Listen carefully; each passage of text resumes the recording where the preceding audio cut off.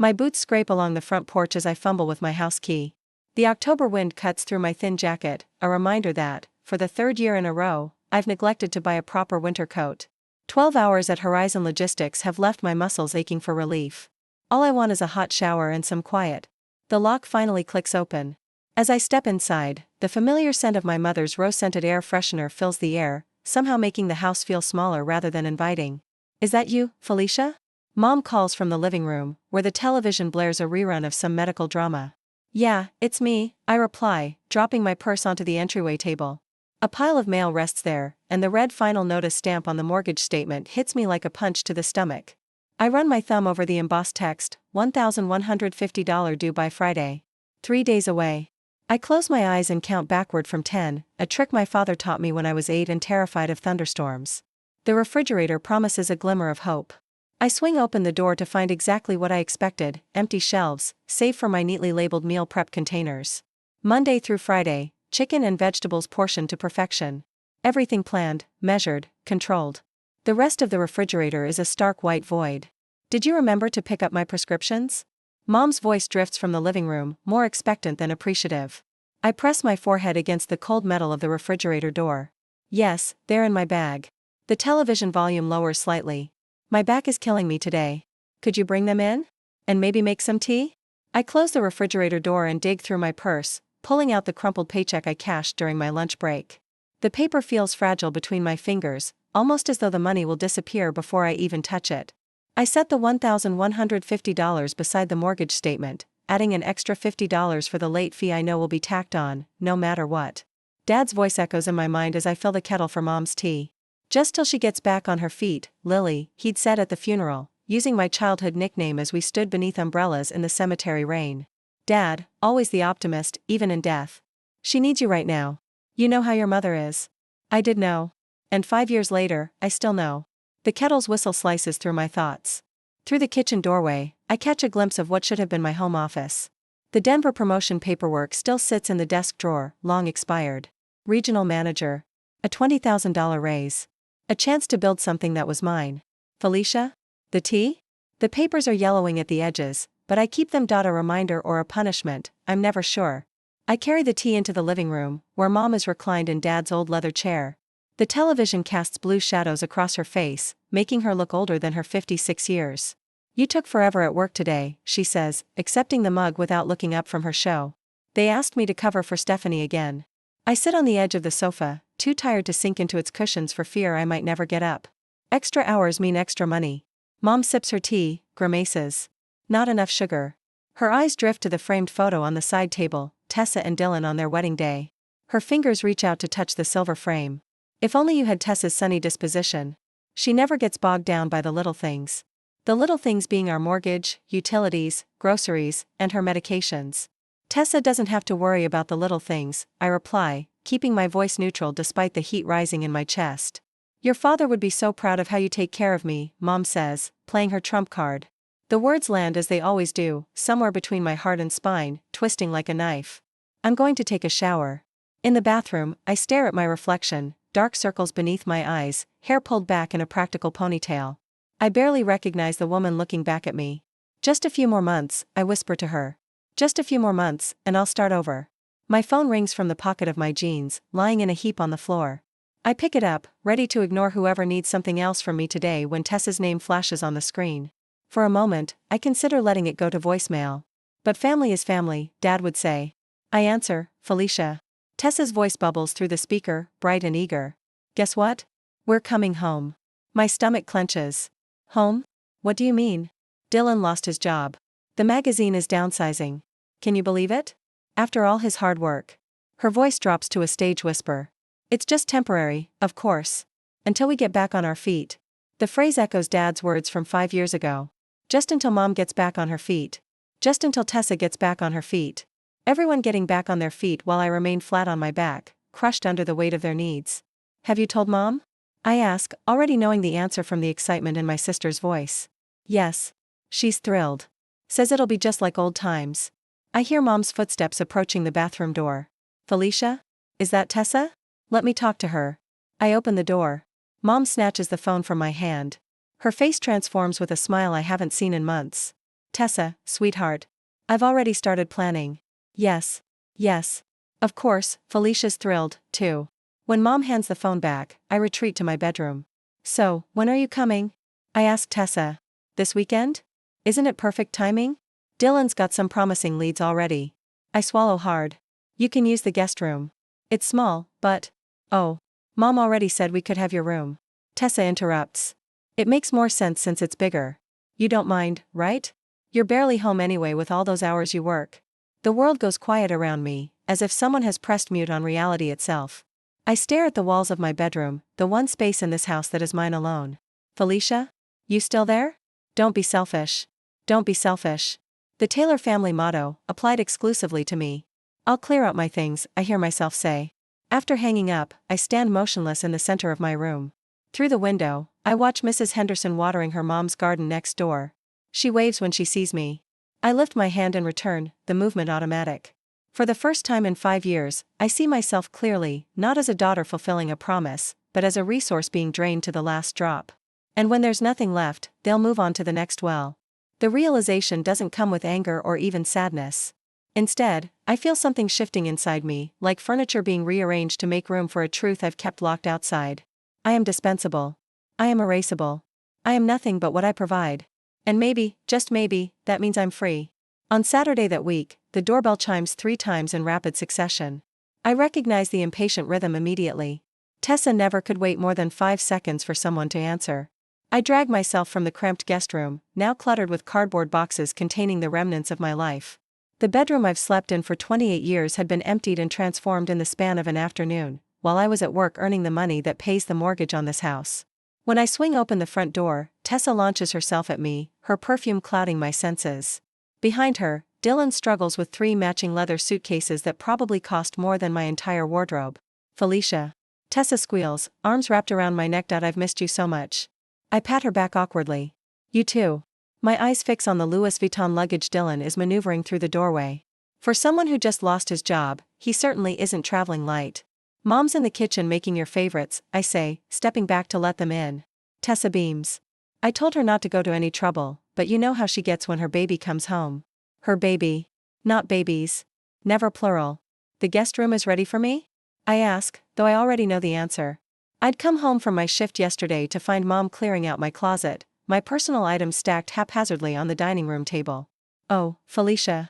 Tessa places her hand on my arm, her diamond engagement ring catching the light. You're such a homebody anyway. This works out perfectly. Plus, Dylan and I need the space. Mom appears in the hallway, wiping her hands on a dish towel. Her face glows with an energy I haven't seen since Dad died. There's my girl. She rushes past me to embrace Tessa. I stand aside, watching the reunion unfold like I'm viewing it through glass. 3 suitcases for a temporary stay. Expensive luggage for people in financial crisis. The math doesn't add up, but no one seems concerned with equations except me. Dylan, put your things in Felicia's room. Mom instructs, still clutching Tessa. She's all moved into the guest room. Already? Dylan's eyebrows rise slightly. Mom took care of it yesterday, I say, keeping my voice neutral. She was very efficient. Mom smiles, pleased with herself. I wanted everything to be perfect for you too. I retreat to the kitchen to check on dinner, pot roast with all the trimmings. Dad's favorite meal now prepared for Tessa's homecoming. I lift the lid on the roasting pan, inhaling the rich aroma that used to signal family and comfort but now smells like favoritism served with a side of carrots. The car keys are on the hook by the door. Mom calls out to Dylan. Felicia won't need it on Monday. She can take the bus to work. My hand freezes on the lid. What? Mom appears in the kitchen doorway. Dylan needs to go job hunting on Monday. You can manage the bus for a few days. A few days sounds suspiciously indefinite. I replace the lid carefully, buying time before responding. I have meetings across town on Monday. I need my car. Felicia? Mom sighs, disappointment etched into the lines around her mouth. Your sister needs us right now. Can't you think of someone besides yourself? The familiar guilt rises like acid in my throat. I swallow it back, nails digging into my palms. I've already told their landlord you'd cover their remaining lease payments. She adds casually, adjusting a refrigerator magnet.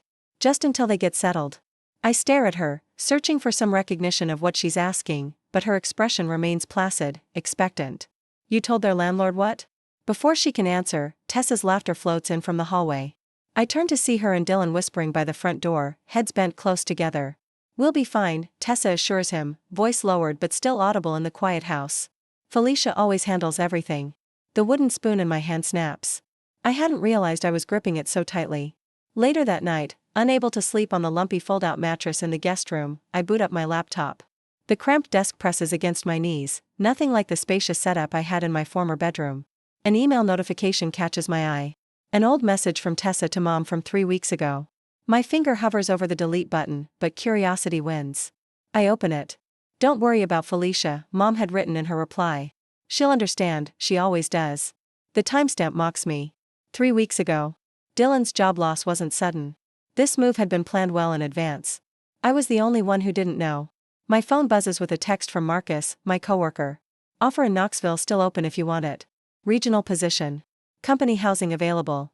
I place the phone screen down on the desk, but the possibility it represents glows brighter than the device itself. Through the thin wall, I hear Tessa's voice from my old bedroom. "We should really update this room," she says to Dylan. "Sell some of this old furniture and get something more our style." My furniture, paid for with my paychecks, now relegated to old and outdated before they've even unpacked. In the morning, I find Mom in the kitchen, making a shopping list that's twice as long as usual. "We'll need more groceries now," she says, not looking up. "And the utilities will be higher with 4 people. I've worked it all out." She slides the list toward me, along with a calculator displaying a sum that represents nearly half my monthly paycheck. "We're family," she adds when I don't immediately respond. "We help each other." Through the window, I spot Mrs. Henderson next door, watching as Tessa tosses my carefully potted herb garden into the trash. The plants I've nurtured for 3 years gone without a second thought. Mrs. Henderson catches my eye and shakes her head slightly. On Monday, at lunch, I drive to the bank instead of eating. Mr. Peterson, the manager who helped Dad set up our accounts years ago, reviews the joint account activity at my request. "You're the only one making deposits," he observes, scrolling through the transaction history, "has been for quite some time."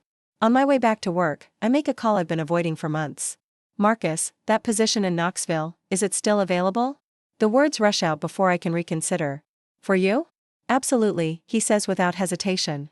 That evening, while Tessa and Mom plan a welcome home barbecue in the backyard and Dylan uses my car to check out job prospects, I slip into my old bedroom. The closet doors stand open, Tessa's designer clothes hanging where mine once did. My desk has been pushed into a corner, its drawers emptied of my papers. I kneel and pry up the loose floorboard where I'd hidden the Denver promotion paperwork years ago. Beneath it lies my emergency fund, $5,000 in cash that no one knows about. Dad always said to keep something back, just in case. "The world changes quick, Lily," he'd warned. How right he was. I call a moving company while family laughter drifts through the open window. My stomach twists with guilt as I schedule the date, but something else rises alongside it, something that feels dangerously like freedom. "We can come Monday," the dispatcher confirms. 9 a.m. sharp. I book the day off work, the first personal day I've taken in over a year. By nightfall, I've transferred the utilities solely to Clara's name and withdrawn from our joint account, leaving exactly 1 mortgage payment. I arrange for mail forwarding. I accept the Knoxville position with a start date of next Wednesday. From the guest room window, I watch Tessa and Dylan sitting on the porch swing Dad built, their faces illuminated by the glow of expensive phones. Mom brings them drinks, hovering attentively. None of them have asked where I've been all evening. And for once, I don't volunteer the information. Next Wednesday marks my first morning in Knoxville, with unfamiliar silence. No television blaring medical dramas, no passive-aggressive sighs from the next room, no one calling my name with that particular tone that means another task awaits. Just sunlight streaming through blinds I chose myself, warming the small but bright bedroom of my apartment. I stretch across the mattress, limbs reaching each corner without encountering another person's space. 5 years of compressed sleep in designated areas of my own bed flash through my mind. 5 years of listening for movement in the night, for someone needing medication, water, reassurance.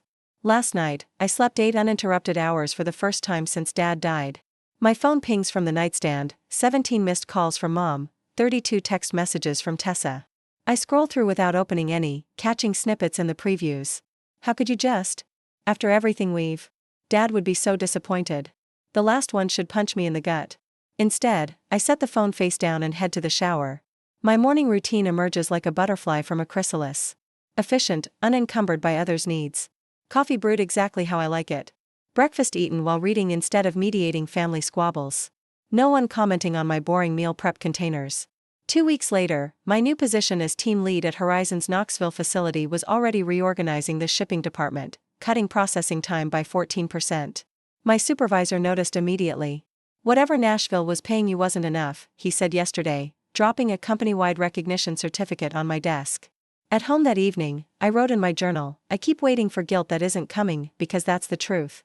The guilt I anticipated, the crushing weight of family obligation I expected to flatten me, simply hasn't materialized. Instead, I feel something unfamiliar, unfurling in my chest. Something that might, with proper care, become happiness. The lobby intercom buzzes while I'm pulling on my jacket, preparing to head to work. Miss Taylor, there are 2 women here insisting they need to see you. They say they're family. My stomach contracts, shoulders automatically hunching forward. Old habits. I'll be right down. The elevator feels like a descent into my former life. Each floor ticking down represents another layer of hard-won peace being stripped away. Deep breaths. Dad's counting technique. The doors slide open. Mom and Tessa stand in the lobby, looking simultaneously out of place and entitled to be there. Mom's cardigan is buttoned wrong, her hair uncombed, the dishevelment meant to communicate distress rather than actual neglect. Tessa's eyes are carefully reddened, but her makeup remains flawless. There she is, Tessa announces loudly to the entire lobby, the daughter who abandoned her family without a word. Several people glance up from their phones. The security guard shifts uncomfortably. Good morning, I say, keeping my voice level. This is unexpected. Mom steps forward, hands outstretched. Felicia, how could you leave us with nothing? The electricity is about to be shut off. There's no food in the house. My hands tremble slightly, but I keep them at my sides. I left the utilities in your name, with the accounts paid through the end of the month. I left a mortgage payment. I left detailed instructions on how to set up payment plans. That's not enough. Mom's voice rises, drawing more attention. We need you, Felicia. We've always needed you. The security guard approaches, concern evident on his face. Everything all right here, Miss Taylor? Tessa whirls toward him. This is a family matter. My sister has abandoned our mother with no way to support herself. That's not true, I counter, still quiet but firm. Mom received Dad's pension for years. She chose not to work. She chose to spend rather than save. You're heartless, Tessa spits. After everything we've done for you. A laugh escapes me, sharp and unfamiliar. That's exactly it, Tessa. I didn't leave you with nothing. I left you with exactly what you earned. Mom's face crumples, the performance so convincing I almost reach for her. Almost. Marcus appears beside me, coffee cup in hand. Everything okay, Felicia? We have that supplier meeting in 5. Tessa tries to push past him toward the employee area. We're not finished here. You can't just walk away from family. Marcus shifts, blocking her path with a casual movement that looks accidental but isn't. Ma'am, that area requires an employee badge. She's my sister, Tessa protests, and she's my colleague, Marcus responds pleasantly. Who has a meeting? I nod gratefully to Marcus, then turn back to Mom and Tessa. I have to go now. I suggest you use the ride back to Nashville to discuss how you'll handle the mortgage. The look of shock on their faces follows me all the way to the conference room. That evening, my neighbor Sarah knocks on my door with a casserole and an invitation to dinner. Thought you might like some company, she says. Moving to a new city can be lonely. The simple kindness nearly undoes me. Later, while we're washing dishes, my phone rings. Mrs. Henderson's name appears on the screen. They're telling everyone you abandoned them, she says without preamble.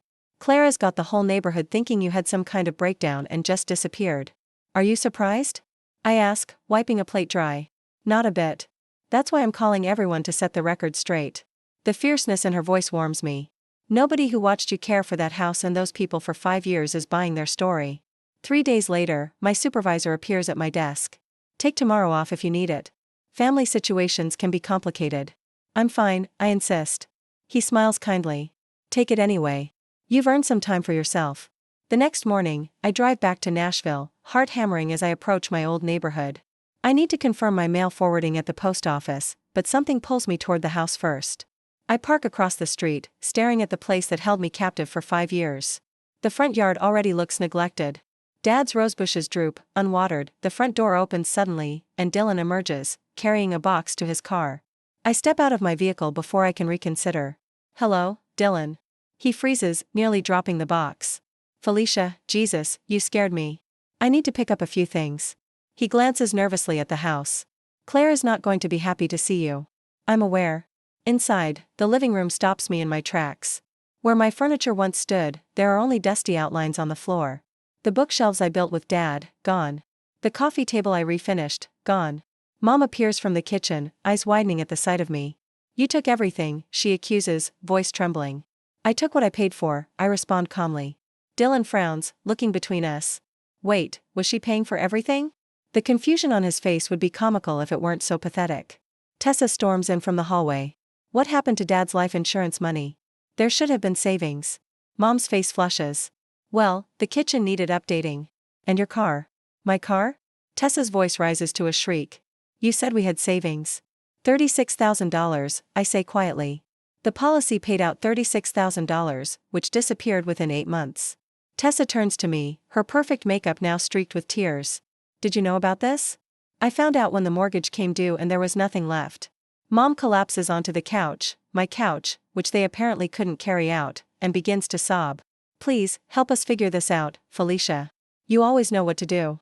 The statement hits me like a thunderbolt. I was never the daughter. I was the solution, the fixer, the safety net. Tessa paces, furious energy radiating from her. You're really going to stand there and do nothing? After everything Mom's done for you? You're heartless. My heart is fine, I reply. It's just no longer available for your use. Mom clutches her chest dramatically. My blood pressure medication is almost out. The doctor says my condition is worsening with all this stress. Dylan, finally catching up, points an accusing finger at me. You should have told us the financial situation before you just took off. I walk to the kitchen counter and place the mortgage statement I brought with me squarely in the center. 5 years left. It's your responsibility now. Tessa grabs my arm as I turn to leave. You can't just walk away from family. I gently remove her fingers from my sleeve. You wanted each other. Now you have what you wanted. Outside, the October air feels cleaner than it did just 20 minutes ago. As I slide into my car, my phone buzzes with a bank notification. Clara Taylor attempting to access a closed joint account. A text from Tessa appears. You can't just walk away from family. This isn't over. Then, an email notification about a letter forwarded from my old address, Clara's doctor, regarding her deteriorating health condition. My finger hovers over the block button as I sit in my car, staring at the house that was never really mine. I press delete instead. I'll deal with them later, on my terms. For now, I drive back toward Knoxville, toward my new life, toward the person I'm becoming when I'm not carrying everyone else's weight. The road ahead stretches clear and open, and for the first time in 5 years, so does my future. A week later, the certified letter sits on my kitchen counter like a grenade with its pin halfway pulled. 3 days it's been there, my name and new address typed in crisp black letters that somehow look accusatory. I know exactly what it contains, my final statement to Clara about the mortgage. My therapist calls it necessary closure. I call it ripping off a bandage that's been superglued to skin. I slide my finger under the flap and pull out the single sheet of paper. To Clara Taylor, this letter serves as formal notification that as of October 15th, I am no longer financially responsible for the property at 1422 Oak Ridge Lane. My phone buzzes against the counter. Marcus from work. Tessa showed up at the office, he says without preamble. Security called me when she refused to leave the lobby. My stomach tightens. What did she want? To talk to Mr. Reynolds about a charity donation for her struggling family. Used your name repeatedly. I close my eyes and count backwards from 10. My father's technique fails me for the first time in 20 years. Thanks for letting me know. I manage. Reynolds shut it down fast. Said the company doesn't make personal charity donations, especially when they might appear as favoritism toward an employee's family. The irony burns. 5 years I've spent ensuring my family never struggled, and now they're panhandling in my workplace lobby. After hanging up, I finished addressing the certified letter. My handwriting remains steady even as my pulse races beneath my skin. The mortgage is Clara's problem now. 5 years of payments, $69,000 total vanished into a house I no longer live in. My laptop chimes with an email notification. From Horizon Security. Subject: Suspicious online review. The review is short but cutting. Felicia Taylor handles logistics like she handles family, by abandoning ship when things get tough. I forward it to HR with a brief explanation about my family situation, then freeze all 3 credit bureaus with a few practiced clicks. Not my first rodeo with Dylan's attempts to access my accounts. When my therapist's office finally calls at 2 p.m., my headache has intensified to a steady throb behind my right eye. Dr. Winters had a cancellation. Can you come in at 3 instead of waiting until Friday? The universe occasionally throws a bone. Dr. Winters' office smells like coffee and worn leather, a combination that always loosens the knot in my shoulders. She gestures to the blue armchair I've claimed as mine during our weekly sessions. You look like you haven't slept, she observes. Notepad balanced on her knee, family reunion day. I attempt a smile that falls flat. The boundaries list we discussed? I handed her the notebook page titled, What I Will and Won't Accept. The first item reads, I will not be financially responsible for adults capable of working. They found creative ways to test every single boundary today, I tell her. Clara listed the house for sale. Dr. Winter's eyebrows rise slightly. Without addressing the mortgage situation? The realtor called me when the title search showed my name on the loan documents. And how did that feel? The question uncorks something volatile inside me, like she still thinks I'm a blank check with legs. We spend 50 minutes discussing healthy responses versus reactive ones. When I leave, the headache has retreated to a dull pressure rather than stabbing pain. My phone lights up with a news alert as I pull into the parking lot of my apartment complex. A new GoFundMe campaign. Help the Taylor family keep their home. Tessa's smiling face stared back at me. Clara posed beside her, looking frail and worried. The description makes my blood boil. After our sister, divided by daughter, abandoned us during financial hardship. I snap a screenshot and forward it to my lawyer with a 2-word message. Defamation lawsuit. Before I can put the phone away, it rings. Mrs. Henderson's name flashes on the screen. I thought you should know, she begins without greeting. The truth is coming out. That GoFundMe your sister started? People are asking questions. Betty Marshall from church remembered your father's insurance policy and asked Clara point blank what happened to that money. What did she say? I gripped the steering wheel with my free hand. Stammered something about medical expenses. Then Betty mentioned seeing Clara's kitchen renovation last year. A laugh escapes me, sharp and genuine. The renovation I paid for because Clara insisted it would increase the home's value. Well, now half the neighborhood knows it. And Tessa's showing photos of the house to potential buyers with maintenance issues everywhere. The back steps are rotting. The gutters are clogged. All the jobs I used to handle on weekends. That evening, my doorbell rings. I peek through the peephole to see a group of my coworkers. Marcus at the front holding a casserole dish. Intervention, he announces when I open the door. We heard Tessa showed up at the office. They file into my apartment, bringing food and companionship without the weight of obligation. Someone passes me a glass of wine. The conversation flows around work, weekend plans, a movie someone wants to see, normal things that have nothing to do with mortgage payments or guilt. We're having Thanksgiving at our place. Marcus's wife, Janine, tells me, squeezing my arm. You're coming. Non-negotiable. My throat tightens. I usually have to cook for. Not this year. She interrupts gently. My phone buzzes with a text from an unknown number. Mom just got a job at Wilson's Pharmacy. Part-time cashier. She's furious. Another text follows immediately. This is Liam, by the way. Tessa's friend. Thought you should know they're not doing great over there. I show Marcus the messages. Good, he says firmly. About time they stood on their own feet. Later, after everyone leaves, I stand at my window watching cars pass on the street below. My apartment is small but peaceful. No one calls for prescriptions or tea or attention. No bills lurk in corners waiting to ambush me. My phone buzzes one final time for the day. An email notification. From Tessa Taylor. Subject, this is all your fault. You told me Felicia would always take care of us. The message is clearly meant for Clara. I forward it to my therapy journal folder. Evidence of cracks beginning to form in their united front. For the first time in 5 years, I fall asleep without the weight of tomorrow's obligations pressing me into the mattress. My dreams are quiet. Unmarked by guilt or dread. Freedom, it turns out, costs exactly what I can afford. 10 days later, the antiseptic smell hits me before I step fully into the hospital room. It mingles with the faint floral notes of Clara's perfume, the same brand she's worn since I was 10. Mom lies against crisp white sheets, looking smaller than I remember from just 3 months ago. Her hair, usually colored to hide the gray, shows silver roots. The sight catches me off guard. Felicia? Her voice cracks. You came. I stand at the threshold, flowers clutched in my hand like a shield. 3 steps would bring me to her bedside, but my feet refuse to move. The doctor says it's just a minor procedure. I say, my voice steadier than I feel. Tessa made it sound like you were dying. Mom's hand flutters to her chest. My heart, honey. The palpitation started after you left us. Dr. Simmons says it's stress-induced. I place the daisies on the windowsill, careful not to disturb the array of get-well cards. Most bear the logo of our family church, their gold crosses glinting in the afternoon light. Pastor Williams called me yesterday. I tell her. Said something about a family healing intervention. We're all worried about you. Mom's eyes well with tears that don't fall. Running away, cutting off your family. It isn't like you, Lily. The childhood nickname slams into me with unexpected force. My stomach twists, a familiar ache spreading up into my chest. For one wavering moment, I see myself reaching for my checkbook, hear myself saying, just until you get back on your feet. The old programming runs deep. I didn't run away, I say instead. I moved on. The bathroom door swings open and Tessa emerges, phone in hand. She stops when she sees me, her practiced surprise not quite reaching her eyes. Oh, you're here. She tucks her phone away and steps toward me, arms outstretched for a hug I don't return. Did you get my messages about the family meeting? Everyone's coming. I'm not staying for any meeting. Tessa's smile falters. She reaches into a tote bag and pulls out a photo album bound in cracked leather. I brought some things I thought might help you remember who you are, who we are as a family. The album falls open to a faded Polaroid, Dad, teaching me to fish while Tessa, barely 5, watches from the shore. My throat tightens.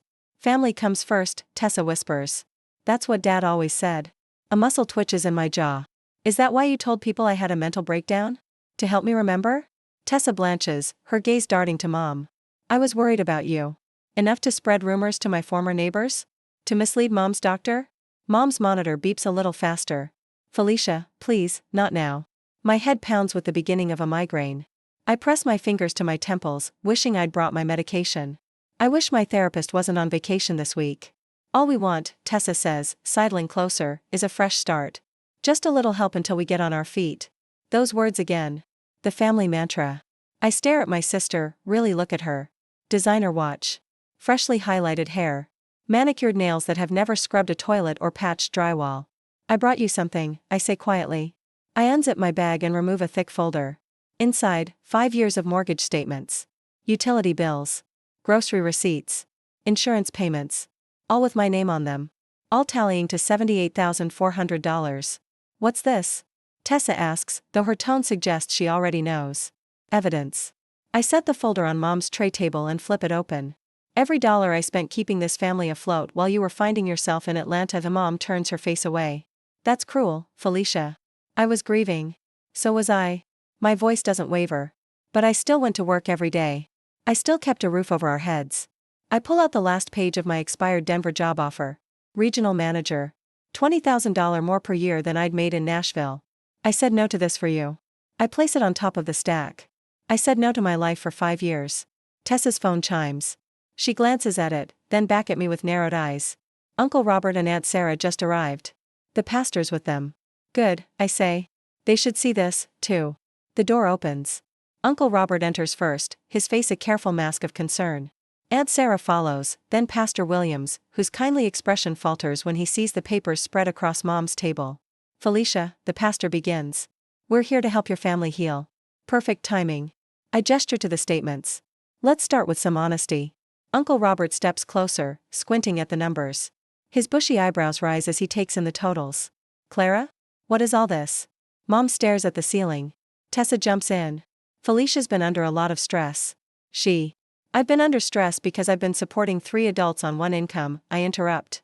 While Mom told everyone I abandoned her, Tessa spread rumors about my mental health. Aunt Sarah picks up a mortgage statement. Clara. You told us Felicia left you with nothing. That you were about to lose the house. She took all the furniture.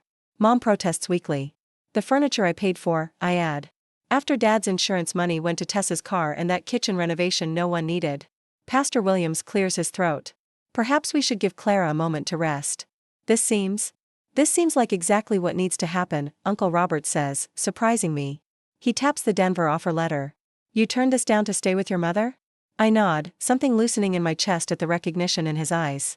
Young lady, he says. Your father would be ashamed. Mom gasps. But Uncle Robert isn't looking at me. He'd be ashamed of how his wife and younger daughter have treated the girl who sacrificed everything. He continues. Joe Taylor raised you better than this, Clara. The room falls silent except for the steady beep of the monitor. Tessa stares at her shoes. Mom's chin trembles. I didn't realize, she whispers finally. I didn't know how much I took from you. Her words should feel like victory. Instead, they simply exist, acknowledgement without power to change the past. I don't need apologies, I tell her, gathering my papers back into the folder. I need respect. I need boundaries. But we're family, Tessa insists, though her voice lacks its usual conviction. Yes, and family means no one gets left behind, I say. But it doesn't mean one person carries everyone else. Not anymore. I zip my bag and stand. I hope you feel better soon, mom.as I reach the door, Tessa hurries after me. Can we at least talk about the mortgage payment due next week? She whispers. I turn to face my sister one last time. No. The single word echoes in the corridor as I walk away, my steps growing lighter with each foot of distance between us. A year later, morning sunlight streams through gauzy curtains I picked myself, casting gentle patterns across the hardwood floor of my living room. The promotion to regional logistics director came with a salary that made this small Knoxville bungalow possible. Not grand, but undeniably mine. I curl my toes into the braided rug as I sip coffee on my reading nook window seat. Outside, the garden I've planted thrives, dahlias and black-eyed Susans bobbing in the October breeze. Plants that survive with minimal fuss but maximum beauty. Like me, these days. The doorbell chimes. Robert stands on my porch, his English teacher's satchel slung across his chest, gray at his temples catching the light. "Brought fresh scones," he says, holding up a paper bag. "Thought we could have breakfast before your shift." His smile reaches his eyes without demanding anything in return. 6 months of dating, and still no emotional scorekeeping. No subtle tests of loyalty. Just mutual respect wrapped in quiet affection. My phone buzzes as we spread jam on still warm scones. Cousin Vivian's name flashes on the screen. "I need to take this," I tell Robert, who nods and wanders to inspect my newest bookshelf installation. "Felicia, thank God you answered." Vivian's voice trembles. Derek left. "The kids are a mess. I can't make rent this month, just until I get on my feet." The familiar refrain. The same desperate notes Clara and Tessa played for years. "I'm sorry that's happening," I respond, surprised by my own steady voice. "The Community Resource Center on Willow Street has emergency rental assistance. I can text you the number." Silence stretches between us. I wait, no longer rushing to fill the void with promises. "That's it?" Her voice sharpens. "After everything our family has done for you?" "Yes," I say simply. "That's what I can offer right now." After we hang up, Robert returns to the table. "Everything okay?" "Actually, yes. And I mean it." Later, I collect the mail. Among the usual bills sits an envelope containing my mortgage statement. No red warnings. Just the steady diminishing of principal as I build equity in something truly mine. I open the refrigerator to put away leftover scones. The shelves hold fresh vegetables. My favorite sharp cheddar. Orange juice in the glass bottle I prefer, despite its extra cost. Small luxuries that matter to me. Chosen without negotiation. My savings account notification pings on my phone. Another automatic deposit completed. The steady growth of numbers represents options. Choices. Freedom. At my desk, I open my journal. Running my fingers across the leather cover Dad gave me on my 16th birthday. "For your big ideas," he'd said. If only he could see how I finally made room for them. I write. "Family isn't martyrdom. It shouldn't require disappearing." My therapist's words echo as I close the journal. Guilt is just fear, dressed up as virtue. My last session next week marks 18 months of unlearning old patterns. That evening, I hosted a small gathering, a housewarming delayed for months. Marcus and his wife Denise arrive with a set of wind chimes for the back porch. "From all of us at the office," he says. "You inspired half the team to set better boundaries." Mrs. Henderson appears with cuttings from her garden, descendants of the plants I'd started at my old home. "These belong with you," she says. "They always did." Later, Jennifer, the new logistics coordinator, pulls me aside. "Can I ask you something personal? My brother's moving in temporarily and already talking about staying through next year." I'm afraid to say no. I recognize the tightness around her eyes. The slight hunch of her shoulders. The physical language of someone bracing for impact. "Your worth isn't measured by sacrifice," I tell her. Offering a business card. My therapist has a sliding scale. "And I'm happy to grab coffee whenever you need to talk." The gratitude in her eyes mirrors my own reflection from months ago. I never knew I could choose differently. After everyone leaves, I settle on my porch swing. The October evening wraps around me like a familiar cardigan. 3 months since I last saw Clara and Tessa at the 4th of July picnic, a visit I ended early when the guilt trip started. Clara's grudging respect as I left was worth more than her approval ever was. My phone lights up. Clara's name on the screen. I consider it for a moment, weighing options that are now truly mine. "Hello, Mom?" I answer. My voice warm but steady. I've finally learned what took my whole life to understand. Family isn't what drains you. Real family is what helps you grow.